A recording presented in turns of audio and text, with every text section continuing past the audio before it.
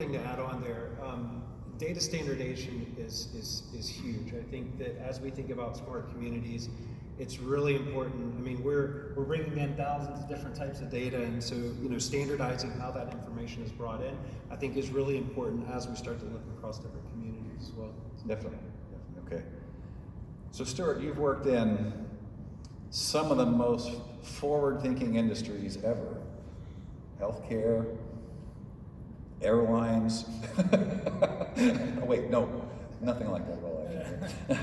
But I wanted to ask you, healthcare seems really well positioned to take advantage of this, and they're ready for disruption. What does that really look like, and what's the timeline? What's the appetite? When are we going to see flying cars? Ooh, so I don't know. So healthcare, yes, it's a mess. So there's meaning there's just, it's a complex, calling it a system, at least here, is, you got to use a small s for the system. It's not, it's a lot of disparate organizations. People do things different ways.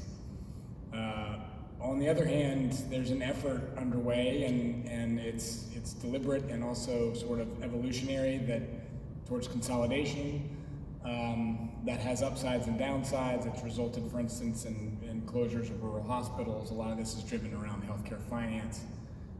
So there's just a ton of opportunity in healthcare to move the needle, and it's going to require lots of different strategies and technologies, and a very innovative sort of stance moving forward. In terms of healthcare, I mean, I'm an apologist for advanced mobility technology in healthcare, and when I say advanced mobility, in this case, I'm speaking specifically of drones and then larger flying vehicles called eVTOLs, which are like flying cars. Nobody really thinks of them that way, but that's what they are. And these are vehicles that are being built, financed, and certified right now. They're going to be a lot quieter, safer, and they're going to be all electric for the most part.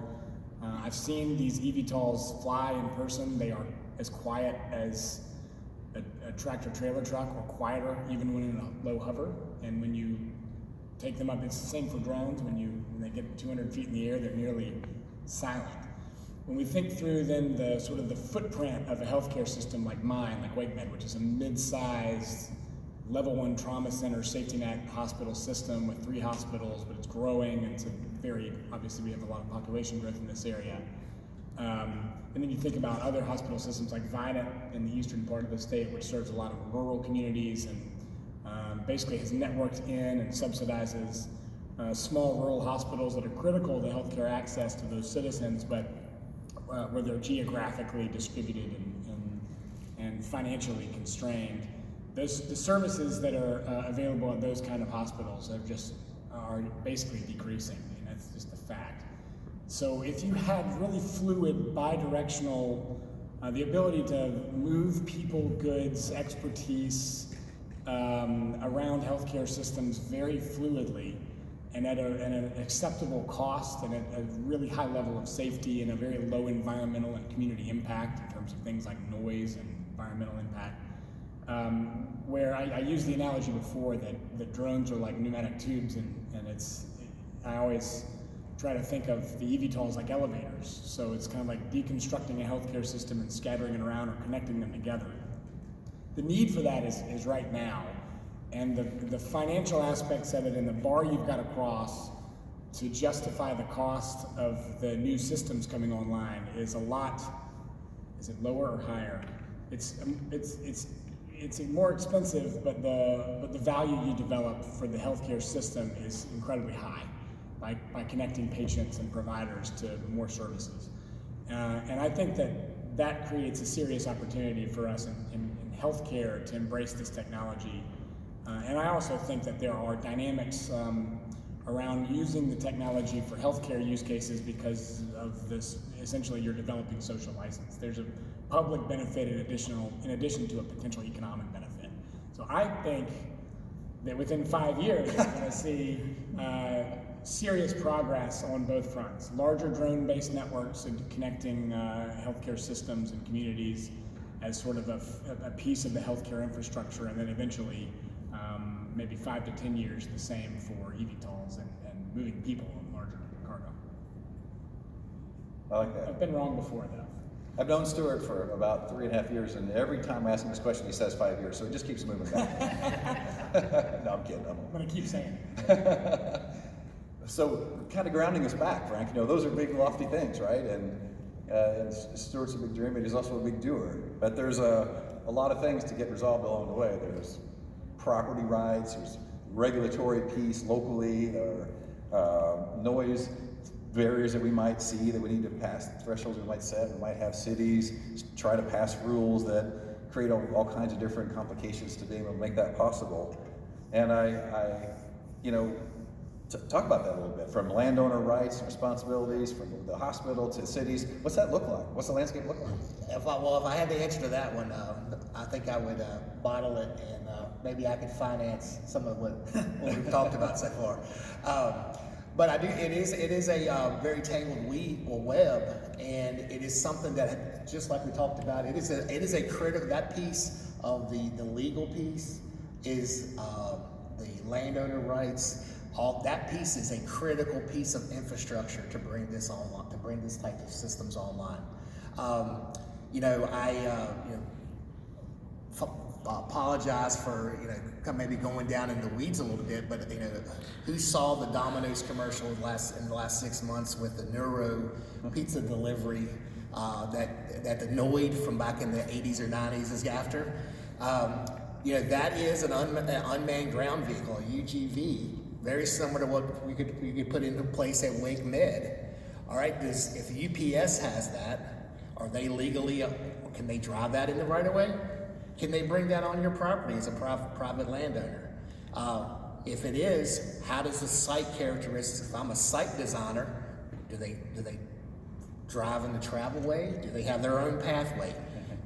What's the interaction with pedestrians? What's the interactions with handicap or things of that nature on site? Do they stop at the door? If I live in an apartment complex and I order a pizza, I want it at my door. I don't want to go outside and down the street. So does that vehicle have the right to come and get on the elevator and come up? The technology's there, but when it runs over someone's toddler in the hallway, what happens, right? So the technology's there, but we have to bring all that on.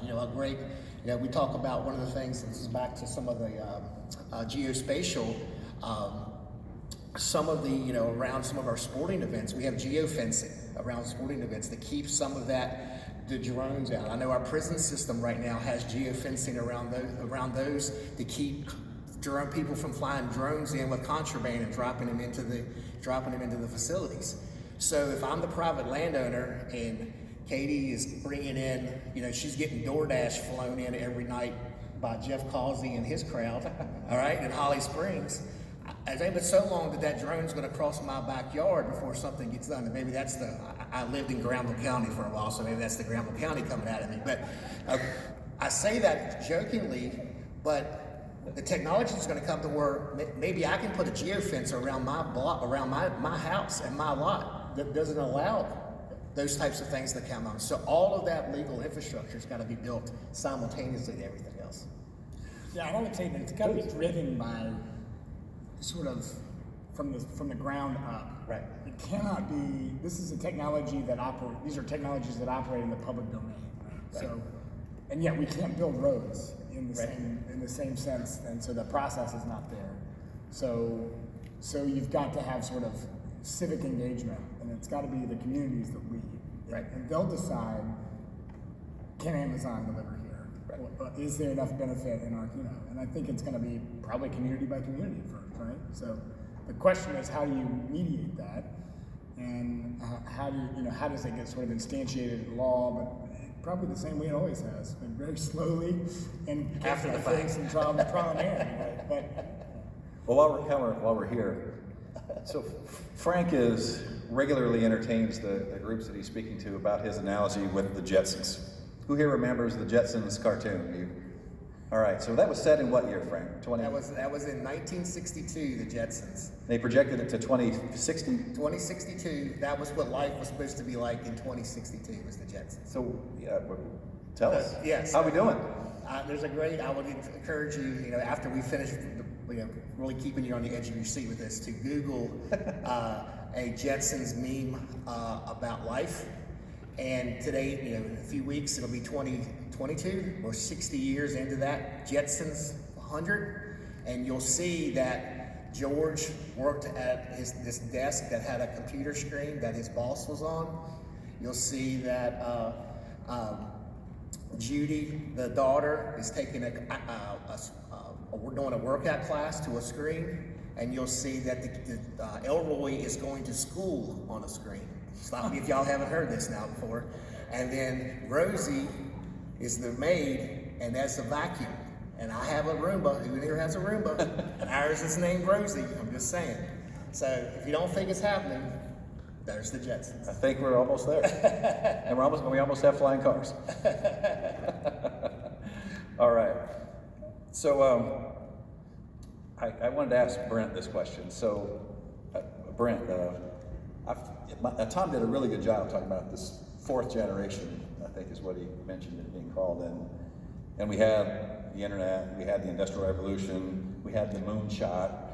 I mean, to Tom's point, and my question to you is just how damn big is this? How epic is it? How transformational is what we're talking about going to be? That's certainly a big question to answer, but I think it's apparent that we're on the brink of a large technological revolution. I think we're already starting to shift the way we live, we work, we interact with one another, and I don't think it's clear exactly how it's going to unfold in terms of whether it's this fifth industrial revolution or how it's going to come about. But I think one thing that is very clear is it's how we respond to it. I think that we need to be very integrated. We need to be comprehensive about how we do it, and I think it involves everyone. I think we need to involve private and public sector, civic inclusion. Academia, I think it's really important that we're all involved in this, and I think it starts with smart communities. I mean, I think it's a really good way to start, building up this infrastructure and really looking at the problem. But it is big. I mean, it's I think 2062 for the Jetsons and what they're projecting. I mean, we're already we're pretty damn close already. Maybe this got the 6 and the 2 reversed. Kate, I'm not even sure how to ask you this question.